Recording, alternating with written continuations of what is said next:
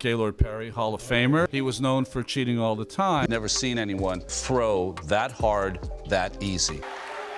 Those 2 runs that scored will be unearned because of the error. Swing and a miss!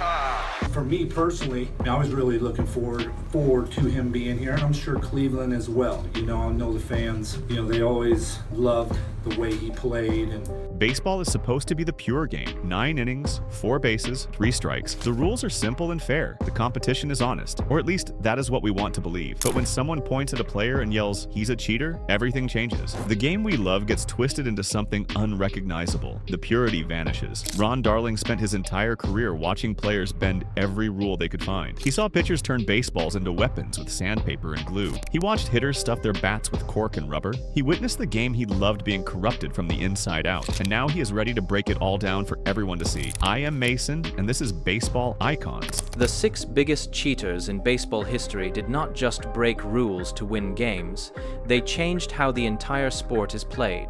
They forced the league into new enforcement protocols. They destroyed trust between players and umpires, and they left scars on the game that still affect how baseball operates today. How did they even get away with this on live TV? Picture this scene for a moment. It is the middle of a major league game at Comiskey Park. A relief pitcher is crawling through the stadium ceiling with a flashlight clenched between his teeth, sweat dripping down his face, dust everywhere in the cramped space, chunks of ceiling tile falling onto the floor below him, all to steal back a corked bat before the league could saw it in half and expose the fraud. That actually happened in July of 1994. And it is just one story in a shadow history of deception that runs through every single era of this sport. From the dead ball era to the steroid scandal, cheating has been the second narrative. The story nobody wants to tell, but everyone needs to hear. The underbelly of America's pastime. Before we go any further, if you love exposing the truth about how players cheat the game, tap the hype feature right now and give this video some hype while we dig into the wildest scandals baseball has ever seen. These stories deserve to be told. They need to be remembered. I am Mason, and this is Baseball Icons. Baseball has a second history that runs underneath the box scores and championship banners. Ron Darling calls it the Shadow Chronicle. It is a dark timeline of foreign substances and doctored equipment, of pitchers who turned their fingers into sandpaper factories, of hitters who turned their wooden bats into science experiments. The league has always been one step behind the cheaters. Every single time officials close one loophole, someone finds a new one. Every time they write a stricter rule, someone figures out how to bend it. Gamesmanship is just a polite word for what is really happening here. Plain old cheating, systematic deception, fraud. And the cheaters that Ron Darling identified did not just win a few extra games for themselves. They forced the entire sport into a never-ending cycle of inspections and ejections and suspensions that fundamentally changed the rhythm of the game itself. They made umpires into detectives carrying evidence bags. They turned baseball equipment into courtroom exhibits. They poisoned the well of trust that makes competition meaningful and fair. What follows is the taxonomy of subterfuge that Darling has laid out. 6 players who represent the full evolution of cheating, from crude spitballs in the early days to high-tech bat modifications in the modern era, plus 2 more who perfected the dark art so well they almost never got caught with physical evidence. These are the stories that changed baseball forever. The critical moments when the sport had to look in the mirror and decide what kind of game it wanted to be going forward. Number 6. Albert Belle and the Night Baseball became a heist movie. July 15th, 1994, Comiskey Park in Chicago. Bottom of the first inning. Cleveland Indians slugger Albert Belle steps to the plate against the White Sox. Chicago manager Gene Lamont is watching intently from the dugout. Something about the sound of Belle's bat does not sit right with him. That crack is too loud, too sharp, too distinct, too perfect. Lamont has been in baseball long enough to know when something is off. When the physics do not match the eye test, he walks straight to home plate and challenges the bat. Umpire Dave Phillips does not hesitate for even a second. He confiscates the bat immediately and locks it in the umpire's room for safekeeping until after the game. Play continues. But back in the Cleveland clubhouse, panic is setting in fast. The Indians know they have a massive problem. That bat is corked, stuffed with compressed cork to make it lighter, and if the league saws it open in a lab, Belle is finished. Not just for 10 games. His reputation, his legacy. His entire Hall of Fame caliber career will have a permanent asterisk next to it. The whole baseball world will know he cheated. The team holds an emergency meeting in the clubhouse. This is not just about protecting one player anymore. This is about the franchise. Belle is their best hitter by far, their offensive engine, the middle of their lineup. They cannot afford to lose him for any length of time. Someone has to get that bat back before the league can inspect it. Someone has to volunteer for an insane mission. Relief pitcher Jason Grimsley steps forward. He knows the layout of Comiskey Park from previous visits, and he has a plan that sounds completely absurd. Grimsley climbs up into the false ceiling above the Indians' clubhouse. It is a tight, cramped space, barely enough room to crawl. He puts a flashlight in his mouth because he needs both hands completely free. Then he starts crawling through the infrastructure, pipes and electrical wires everywhere around him, dust falling with every single movement he makes. The ceiling panels flex and creak under his body weight. He is navigating purely by memory and desperation and hope. One wrong turn and he is lost forever in the guts of a major league stadium.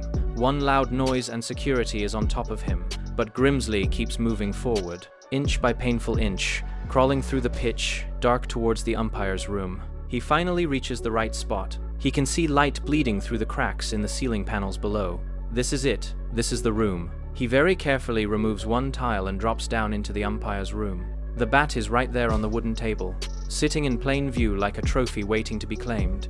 He grabs it immediately. Then he pulls out the replacement bat he brought with him on the mission. It belongs to teammate Paul Sorrento. Standard issue from the factory, completely clean, no cork, no modifications of any kind. Grimsley makes the swap in seconds. Belle's illegal bat goes back up through the ceiling with him. Sorrento's legal bat stays behind on the table. Grimsley climbs back up into the ceiling and crawls the entire distance back to the safety of the clubhouse. The whole operation takes maybe 15 or 20 minutes from start to finish. Mission accomplished. Or so he thinks in that moment of relief. The umpires return to their room after the game ends. They immediately notice something is very wrong. There are chunks of ceiling tile scattered all across the floor. The bat sitting on the table looks completely different. The finish is not the same quality. The polish is wrong, and when they check the name branded on the barrel, it does not match the confiscated bat at all. They have been robbed during a major league game, and they know exactly who is responsible. The league goes absolutely nuclear. Major League Baseball threatens to involve the FBI in a criminal investigation. This is not just about cheating at sports anymore. Breaking into an umpire's room during an official game is burglary. It is trespassing. It is a potential federal crime. The Indians realize they are in way over their heads. They panic and return the original bat to league officials. The league takes Belle's bat to a proper laboratory. They X-ray it first using hospital equipment. The images show clear dark shadows inside the wooden barrel. Cork. Compressed cork stuffed deep into the wood to reduce weight and increase bat speed through the hitting zone. Then they saw the bat completely in half with cameras rolling. The physical evidence is absolutely undeniable. Belle gets hit with a 10-game suspension from the commissioner. The league later reduces it to just 7 games on appeal, but the damage to his reputation is permanent and irreversible. This is not just a player caught with an illegal bat. This is a player whose entire team launched a coordinated heist operation to cover up the crime. The scandal explodes across every single sports page in America for weeks. Teammate Omar Vizquel makes everything infinitely worse. He tells reporters years later in interviews that all of Belle's bats were corked, every single one in his locker. Belle did not cork just one special bat for one important game. He corked his entire arsenal systematically. The whole operation was organized fraud from top to bottom.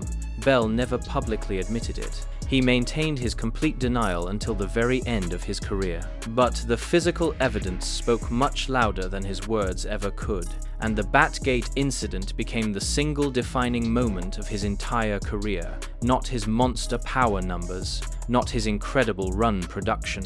The heist, the ceiling crawl caught on camera, the corked bat sawed in half for television. The Batgate incident changed baseball forever in tangible ways. Before 1994, bat storage protocols were extremely casual. Players could grab whatever bat they wanted from the rack without anyone tracking it. Equipment managers did not keep detailed records or serial numbers. Security personnel did not monitor who had access to what. After Batgate, absolutely everything changed overnight. the league installed strict new protocols. Every bat had to be registered before games with unique identifiers. Each one was cataloged in a database. Security started using X-ray scanning technology to check bats completely at random. Surprise inspections became absolutely routine, and umpires started watching players much more carefully during actual games. The trust was completely gone. Belle's ceiling crawl heist was so brazen and so incredibly stupid that it forced the entire sport to treat equipment like evidence in a murder trial. Baseball had to protect itself from its own players. The age of casual honor system was dead. Number 5. Mike Scott and the playoff nightmare that still haunts the Mets. 1986 National League Championship Series. The mighty New York Mets versus the Houston Astros. The Mets come into this series as overwhelming favorites. They have the single best offense in all of baseball, power from the top to the bottom of the batting order. They averaged over 4.5 runs per game during the entire regular season. Nobody can stop this lineup. Nobody except Mike Scott. Game 1 at the massive Astrodome in Houston, October 8th. Scott takes the mound, and the Mets suddenly look completely and utterly helpless at the plate. His splitter is absolutely unhittable. It dives straight down like a stone dropping off a steep cliff. It darts violently sideways at the very last possible second. 14 total strikeouts. Complete game shutout. The Astros win 1-0. Ron Darling is sitting in that dugout watching his teammates swing helplessly through pitches they cannot even begin to track properly. Swing and miss, over and over again. It is absolutely humiliating for professional hitters. After the game ends, something feels deeply wrong to the Mets. Players start comparing detailed notes in the clubhouse. The ball was moving way differently than it should move naturally. The break was far too sharp, far too violent, too late. They start methodically collecting baseballs from the game. They find 8 different balls that all have completely identical scuff marks. Each one has a rough patch the size of an actual 50-cent piece. Same exact location every single time without fail. Far too consistent to be simple natural wear from normal play. Manager Davey Johnson immediately knows what he is looking at. Physical evidence. Proof. He brings all 8 balls to the waiting reporters after Game 4. He holds them up high for all the cameras. The scuffs are completely obvious to everyone. You can see them clearly from all the way across the crowded room. The message is absolutely crystal clear. Mike Scott is systematically scuffing the baseball, and he is doing it on purpose. The theory makes perfect scientific sense. If you roughen just one side of the ball with an abrasive tool, you create severely uneven drag through the air. The perfectly smooth side moves cleanly through the atmosphere. The artificially rough side catches wind and tumbles chaotically. When you throw a splitter grip with that scuffed spot positioned exactly right, the ball does not just drop normally. It violently explodes downward. The movement is not natural at all. It is completely manufactured. Manufactured with hidden sandpaper somewhere on Scott's uniform or tucked into his glove. The Mets are absolutely convinced. The hard evidence is sitting right there in Johnson's hands. 8 mutilated baseballs, but the league does absolutely nothing to stop it. National League President Chub Feeney makes a carefully worded public statement. He says he will watch Scott very closely going forward, but he flat out refuses to formally accuse him without definitive proof of the act. Innocent until proven guilty, he says. It sounds perfectly fair and reasonable, but it completely ignores the overwhelming physical evidence that Johnson just presented to the world. 8 mutilated baseballs from just 2 games. That is not a random coincidence. That is a clear, systematic pattern. Umpire Doug Harvey is the crew chief for the entire series. He personally inspects Mike Scott before Game 4 starts. He carefully checks his glove, his cap, his belt, his pockets. He finds absolutely nothing. No sandpaper, no emery board, no illegal tools of any kind. Scott is far too smart to ever get caught with actual physical evidence in his possession, so Harvey officially clears him to pitch, and Scott proceeds to dominate again. Just 3 hits allowed, 1 run, 5 more strikeouts. The Astros win 3-1. The Mets are absolutely desperate by this point. They genuinely feel like they are facing a loaded weapon every single time Mike Scott takes that mound. Hitters start guessing wildly at the plate. They completely lose confidence in their normal approach. The entire lineup is trapped inside Scott's head before he even delivers the very first pitch. It is pure psychological warfare. And it is working perfectly. The fear of the scuffed ball is almost as devastatingly effective as the actual scuffed ball itself. Batters cannot properly focus on the strike zone because they are obsessing over whether this specific pitch is doctored or clean. Their timing mechanics fall completely apart. Scott is beating them mentally long before the ball even crosses home plate. Scott himself plays the entire situation absolutely perfectly. He never directly admits to scuffing baseballs, but he also never denies that the balls themselves are scuffed either. His public explanation is a complete masterpiece of careful evasion. He calmly tells reporters that every single ball that hits the ground during a game has something on it: dirt, grass stains, normal wear from impact. So yes, he readily admits he throws balls that are visibly scuffed, but he is definitely not admitting that he is personally the one doing the actual scuffing. Technically true, functionally a confession. The Mets know with certainty he is cheating. The league officials know he is cheating. Every single manager in the National League knows he is cheating. But nobody can definitively prove it in that exact moment. And without ironclad proof, Scott just keeps pitching. Game 6 goes an absolutely grueling 16 full innings. The Mets finally win in exhaustion. It becomes one of the greatest playoff games in the entire history of baseball. But for the Mets players, the celebration is about far more than just winning one game. It is about pure survival. Because winning Game 6 means they successfully avoid facing Mike Scott in a decisive Game 7. Ron Darling later calls it a reprieve from execution, a pardon from death row. If the Mets had lost Game 6, they would have been forced to face Scott one final time. And they genuinely believed deep down they could not beat him. Not when he had sandpaper, not when the league was actively letting him get away with it. The psychological damage was far too severe. The Mets felt like helpless lambs being led to slaughter every single time Scott was on the mound. That is the real, insidious power of cheating. It is not just about winning one individual game. It is about systematically breaking the other team's will to compete at all, making them doubt themselves constantly, making them question all their preparation and scouting, making them feel like the entire game is permanently rigged against them. The Mets go on to win the World Series later that October, but the Mike Scott chapter haunts them forever. They never got any justice. Scott never got caught. He never faced any punishment. He won the prestigious Cy Young Award that same year. His career flourished massively while the Mets were left wondering what that series would have looked like if the league had actually enforced its own rules. The complete institutional failure to properly police Mike Scott is the absolute core of Darling's critique. The sport had overwhelming evidence sitting right in front of officials. 8 scuffed baseballs with completely identical markings, but it deliberately chose neutrality over actual enforcement. It chose to protect one pitcher's reputation over competitive integrity. And that cowardly choice poisoned the entire series. The 1986 NLCS will always have a permanent asterisk in the minds of every player who lived through it. They know what really happened. They know Mike Scott cheated his way to complete dominance. And they know the league let it happen because confronting it would have been too messy, too controversial. Far easier to just look the other way and let the cheater walk free. Number 4. Joe Niekro and the Emery board that fell from the sky. August 3rd, 1987. Anaheim Stadium in California. Minnesota Twins versus California Angels. Veteran knuckleballer Joe Niekro is on the mound for Minnesota. He is 42 years old at this point, a crafty pitcher who has made an entire long career out of deception and movement. 4th inning. Home plate umpire Tim Cheetah starts noticing something very strange. The baseballs coming back to him from the catcher all have fresh gouges on them.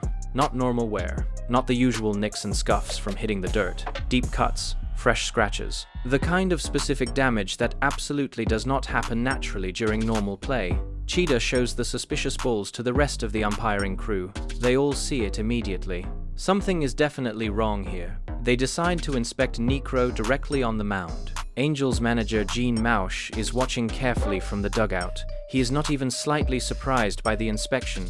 He tells reporters after the game that nobody in baseball ever suspected Joe Niekro of scuffing. Everybody always knew it. The entire league was in on the open secret. Niekro had been doctoring baseballs for many years. Veterans around the league knew it. Managers knew it. Umpires almost certainly suspected it, but nobody had ever caught him completely red-handed before. Until this exact moment. The umpires walk slowly to the mound, all four of them together. Niekro sees them coming and knows exactly what is about to happen. They tell him firmly to empty his pockets. Show us what you have. Niekro raises both hands high in the air like he is surrendering to police, like he is the innocent victim of some terrible misunderstanding. Then he does something that gets replayed endlessly on highlight reels for the next several decades. He flicks an emery board casually onto the grass, just tosses it away like it is a worthless piece of trash. Casual. Like nobody will notice what just happened. The umpires see it immediately. They pick it up, then they keep searching him. They find a separate piece of sandpaper. It is carefully cut and shaped perfectly to fit around a finger, contoured, custom made specifically for scuffing baseballs without easy detection. Joe Niekro has been caught completely red-handed on national television. Network cameras captured absolutely everything. The toss, the recovery, the physical evidence. Years later, umpire Tim Cheetah reveals the full story in a detailed interview. What the television cameras did not show was even more devious. Niekro was not just carrying sandpaper in his uniform pocket. He had actually glued a piece of sandpaper directly to his palm. Then he carefully covered it with makeup or flesh-colored paint to make it blend in perfectly with his natural skin. From any distance, it looked like part of his actual hand. When the umpires walked out to inspect him, Niekro immediately realized he was caught. So he desperately tried to peel the sandpaper off his palm while pretending to empty his pockets. He was literally picking at his own hand, trying frantically to get rid of the real evidence. That is why he flicked the emery board onto the grass. It was a deliberate distraction, misdirection. Give the umps something obvious to find while he works the actual evidence off his skin. The plan fails spectacularly. The umpires eject Niekro from the game immediately. The evidence is completely overwhelming. Emery board, pocket sandpaper, and the scratched balls in Cheetah's pouch. Niekro tries desperately to mount a defense. He claims he absolutely needs the filing tools to properly maintain his fingernails for his knuckleball. Knuckleball pitchers rely on very precise nail length and shape to get the grip exactly right, so carrying an emery board actually makes sense. It is a reasonable explanation, except for one massive problem. The sandpaper. You do not need sandpaper shaped to fit your finger to file your nails. That is not nail maintenance equipment. That is ball scuffing equipment. Plain and simple. American League President Bobby Brown does not buy the defense at all. 10-game suspension. Niekro appeals the decision but loses. The penalty stands. The scandal turns Niekro into a national punchline overnight. He goes on Late Night with David Letterman a few weeks later. He wears a tool belt filled with carpenter's equipment. He carries a power sander. The audience laughs. Letterman jokes about it. Niekro is trying to own the scandal, turn it into comedy, make himself the guy who can laugh at his own mistakes. But the damage is already done permanently. The image of the crafty veteran has been replaced forever by the image of a desperate cheater caught in the act, the emery board hitting the grass. That is Joe Niekro's legacy now.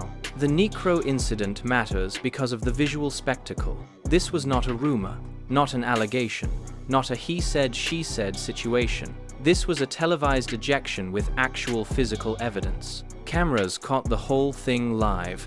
Millions of people watched it happen in real time. The emery board flying through the air, umpires holding up the sandpaper for everyone to see. Before August 3, 1987, ball doctoring existed in the shadows. Veterans did it quietly. Umps looked the other way. After Niekro, it became a public scandal. The league could not ignore it anymore because the entire country had just watched a pitcher cheat on live national television. The secret was finally out. Number 3. Kevin Gross and the sandpaper glove that ended all denial. 1 week after Joe Niekro gets caught on national television, history repeats itself in almost identical fashion. August 10, 1987. Philadelphia Phillies pitcher Kevin Gross takes the mound against the Chicago Cubs at Wrigley Field. Cubs manager Gene Michael has been watching Gross very carefully for weeks now. He has suspicions that have been building over multiple games. The ball moves differently when Gross pitches compared to other pitchers. The break is too sharp, too late. The movement does not look natural at all. Michael knows what to look for. He has been around baseball long enough to spot the telltale signs of ball doctoring. Before this game even starts, he alerts the umpires in the clubhouse. Watch his glove carefully. Pay close attention to how he grips the ball. Something is definitely not right with Kevin Gross and his pitching. The umpires take Michael's warning very seriously given what just happened with Joe Niekro 1 week earlier. The league is on high alert now. They wait for the right moment during the game. Then they converge on the mound and demand to inspect Gross's equipment. They carefully flip his glove completely inside out, and there it is right in front of them. A strip of sandpaper glued directly to the heel of the glove, not hidden in some secret compartment, not cleverly disguised, just glued right there where Gross can easily rub the ball against it every single time he reaches into his mitt. The evidence could not possibly be more clear and undeniable. Kevin Gross has been systematically manufacturing artificial movement with friction and abrasion. The investigation into Gross's motives reveals a sad and common pattern among veteran cheaters. Kevin Gross used to throw significantly harder earlier in his career. He had genuine natural velocity on his fastball. But age and wear caught up with him like it does to every pitcher eventually. Reports indicate he had lost approximately 5 to 6 miles per hour on his fastball over recent seasons. Without that natural speed, his pitches became flat and very hittable. So, he turned to sandpaper to artificially create the movement he no longer had naturally from his arm. It is the tragic story of a declining player desperately trying to cheat father time, trying to extend a career well past its natural expiration date through fraud. Commissioner Bart Giamatti hands down a 10-game suspension immediately, exactly the same penalty as Joe Niekro received, back-to-back nearly identical incidents in the span of just 1 single week. The league is sending an unmistakable message to every pitcher in baseball. The era of winking at ball doctoring is completely over. Zero tolerance starts right now. Giamatti wants umpires to be extremely aggressive going forward, inspect gloves without hesitation, check pockets, confiscate suspicious balls. The sport is entering a fundamentally new phase of strict enforcement. No more looking the other way.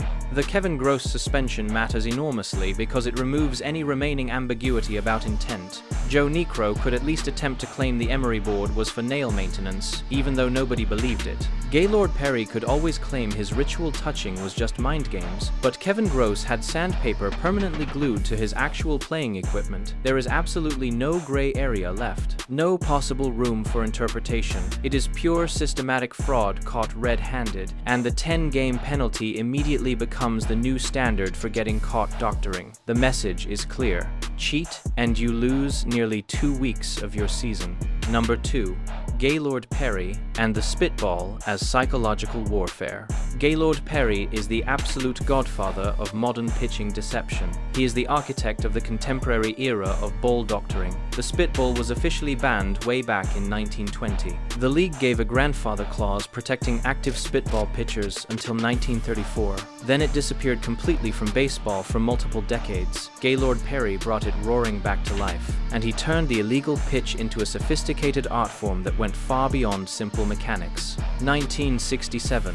The league passes a brand new rule specifically targeting spitball pitchers. Pitchers can no longer touch their mouths while standing on the mound. The change is aimed directly at pitchers like Perry who load up saliva, so Perry adapts immediately. He spends an entire winter practicing elaborate new routines in front of a mirror at home. He develops complex decoy moves designed specifically to hide the exact moment he actually loads the ball, touches his cap repeatedly, rubs his jersey, scratches his belt, wipes his forehead. Every single motion is carefully choreographed to obscure the real action. The routine becomes a performance, and that performance becomes the actual weapon. Perry uses Vaseline or other slippery lubricants instead of just saliva. The substance dramatically reduces friction on one targeted side of the ball. When he releases the pitch, the ball tumbles chaotically instead of spinning cleanly through the air. The movement is completely unstable. It darts and dives unpredictably in multiple directions. Modern splitters can create somewhat similar action. But Perry's version is far more extreme and violent because the ball itself is physically compromised. The aerodynamics are intentionally broken. The absolute genius of Perry's method is not just the mechanical advantage he gains, it is deeply psychological too. Hitters spend the entire at-bat obsessively watching his hands, staring at his fingers, trying desperately to figure out which specific pitch is loaded and which is clean. They completely lose focus on reading the actual strike zone properly. They stop tracking the ball cleanly out of his hand. Their timing mechanics fall apart. Perry grins at them from the mound. A knowing poker player's smirk. He knows they are already mentally beaten before he even releases the pitch. The paranoia is doing half his work for him. Opposing managers complain constantly and loudly. They demand inspections before games. Umpires dutifully check Perry's hat and glove and uniform. They find absolutely nothing every single time. Perry is far too careful and experienced. He hides the evidence far too well, and even when he does not actually load the ball on a particular pitch, the threat alone is enough. Hitters automatically assume every single pitch is doctored. The paranoia works completely in Perry's favor. He gets easy outs on straight fastballs because batters are sitting on the spitter. It is gamesmanship elevated to absolute genius level. Ron Darling calls Gaylord Perry the performance artist of cheating. He made the elaborate ritual part of the actual strategy. All the touching and wiping and grinning. It was pure theater designed to mess with minds. And it worked flawlessly for over 2 full decades. Perry retired with 314 career wins and a Hall of Fame plaque in Cooperstown. The entire sport knew he cheated systematically. Everybody knew. But the league could never prove it consistently enough to stop him permanently. That makes him the most successful cheater on this entire list. He got away with it completely from start to finish. From his first game to his last, never suspended, never caught, never punished, just inducted into the Hall of Fame as one of the greatest pitchers ever. Number 1. Greg Nettles and the Super Balls that bounced into history. 1974, Shea Stadium in New York. Doubleheader between the New York Yankees and the Detroit Tigers, 5th inning of the second game. Yankees third baseman Greg Nettles steps confidently to the plate. He makes solid contact with the pitch. The bat shatters on impact. And then something absolutely surreal happens that nobody could have predicted. 6 bright Super Balls spill out onto the field, high bounce rubber balls rolling and bouncing everywhere. Tigers catcher Bill Freehand just stares in complete disbelief, his jaw hanging open.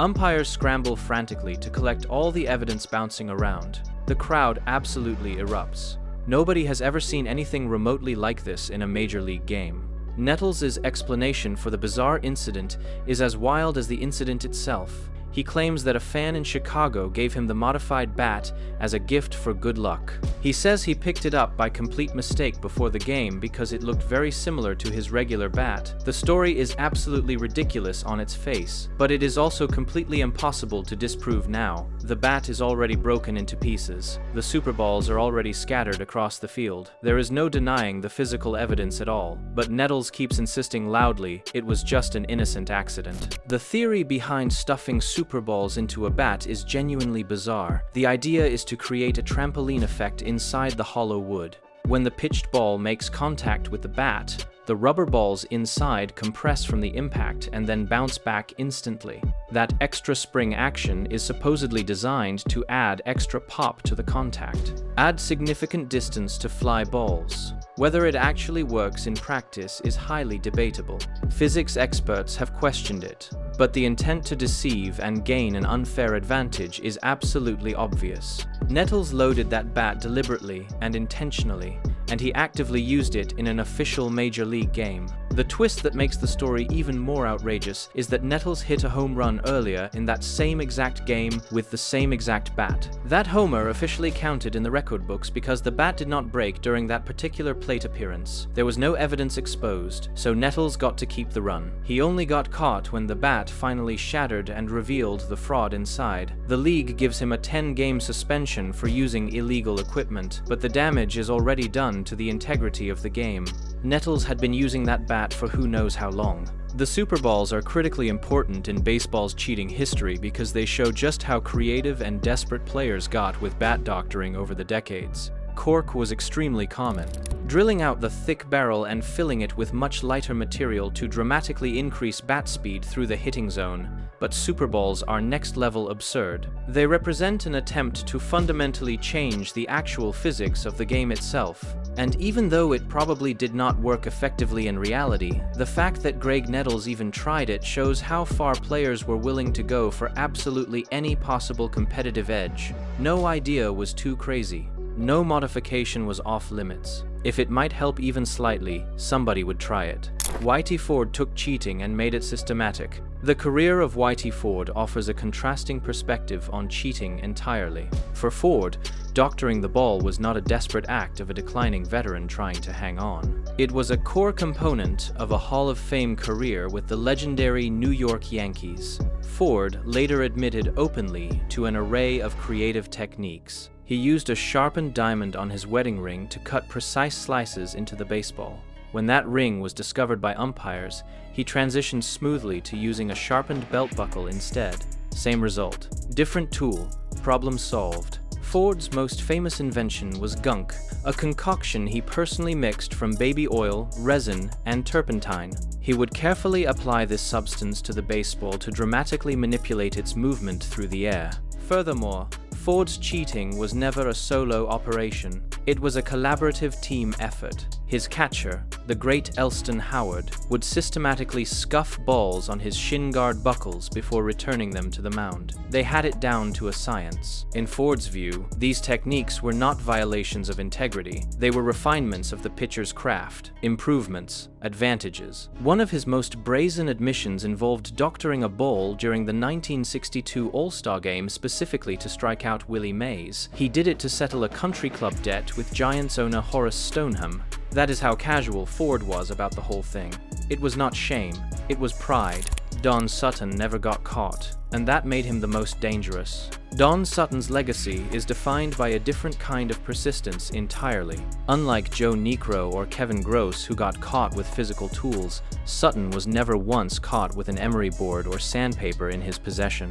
Yet he was perhaps the most frequently accused pitcher of his entire generation. Ron Darling describes Sutton's method as manufacturing the ball, a term that refers to the subtle and continuous degradation of the ball's surface through repeated contact with the glove, the uniform, or various parts of the pitcher's body. Sutton's methods were so refined and practiced that they became nearly invisible to the naked eye and to the close scrutiny of umpires. Sutton's inclusion in the cheaters list highlights the key distinction between event-based cheating and process-based cheating. A corked bat is an event.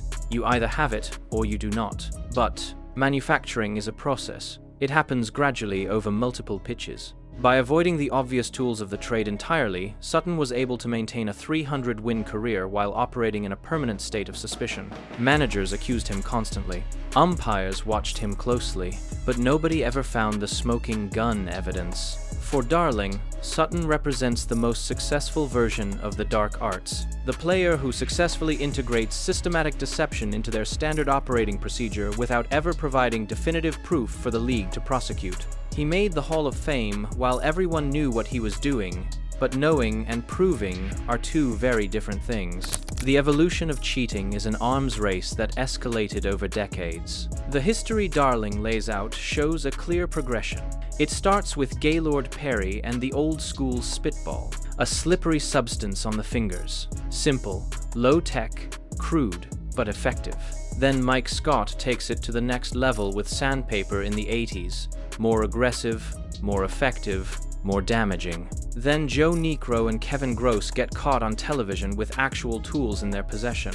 The league cracks down hard. Suspensions become the new normal. Then Albert Belle takes it even further with corked bats, and his team launches a literal heist to cover it up. Each generation of cheaters learns directly from the last. The methods get more sophisticated with each iteration, the technology improves, and the consequences get more severe. The real cost of all this systematic deception is trust. When pitchers doctor the ball, hitters cannot rely on their preparation and scouting. When hitters load their bats illegally, pitchers cannot trust that the game is being played fairly. The competitive balance gets completely skewed. One player with an illegal advantage can change an entire playoff series. Ron Darling watched Mike Scott dominate the Mets in 1986 with scuffed balls. That series is in the official record books as a legitimate playoff. but for the players who actually lived through it, the asterisk is permanent in their minds. They know what really happened, and they know the league deliberately let it happen. The back-to-back 1987 scandals changed umpire behavior forever. Before Niekro and Gross, inspections were rare and casual. After those televised incidents, umps became forensic investigators. Ball checks became absolutely routine. Glove inspections slowed down the pace of the game. The rhythm changed, and all because a few pitchers could not resist the edge that sandpaper gave them. The Batgate incident did the exact same thing for bat security. X-rays, registration requirements, strict storage protocols. The sport had to become a surveillance operation, just to keep the cheating manageable. But here is the thing that matters most. The game survived all of it. Baseball learned from every scandal. After every embarrassing incident, the league tightened the rules significantly, made enforcement much stricter, improved the technology. The cheaters actually forced the sport to define its boundaries clearly, to decide what integrity actually means in practice. And in a strange way, that conflict made the game better and stronger. Because now when someone wins, we can trust it more. When a pitcher dominates, we know it is real skill. When a hitter crushes a ball, we know the bat is clean. The age of blatant tool-based cheating is over. The age of accountability and enforcement has begun. The biggest cheaters in baseball history did not just break rules for personal gain, they revealed critical weaknesses in the system. And the sport responded by building a much stronger foundation. Ron Darling's breakdown is not just about naming names and shaming cheaters, it is about understanding how the entire game evolved through conflict and scandal, how integrity became a value truly worth fighting for, and how fans deserve better than watching players cheat their way to victory. The legacy of these cheaters lives on today in every inspection, every bat check, every umpire conference on the mound. They fundamentally changed the infrastructure of the sport. And while their specific methods are gone, the lessons remain forever. Baseball is a game of edges, but those edges have to be earned honestly through skill and preparation. Gaylord Perry earned his edge with elaborate deception. Mike Scott earned his with sandpaper. Albert Belle earned his with cork, and the sport paid a heavy price, but it learned, it adapted, and it kept moving forward towards integrity. If you enjoyed this breakdown, hit the like button and subscribe to Baseball Icons. Drop a comment below. Let me know which story shocked you most. Was it the ceiling crawl heist, the Super Bowls, or Mike Scott's playoff dominance? Let me know. The game is better when everyone plays fair. Thanks for watching.